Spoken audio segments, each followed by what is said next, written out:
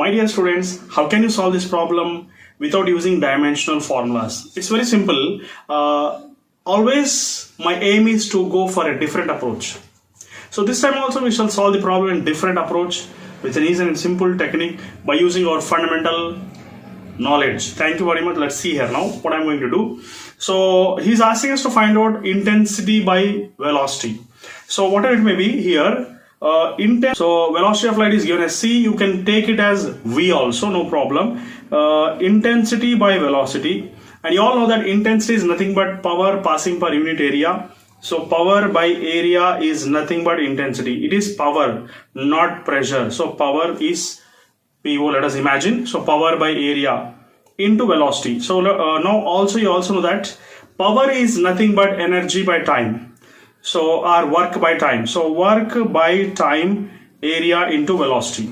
And you also know that work done is nothing but force into displacement divided by time into area into velocity.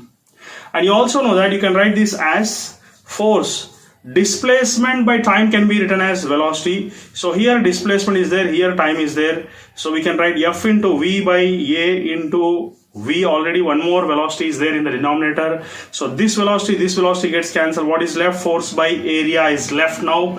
And you know this is the force by area is the formula for pressure. So your correct answer is going to be pressure here. So therefore C option is going to be correct here. So because intensity by velocity is nothing but pressure here.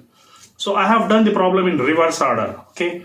So thank you very much. Have a nice day. This is to just show that how can we do a problem in very different approach by using our lateral thinking methods. Thank you.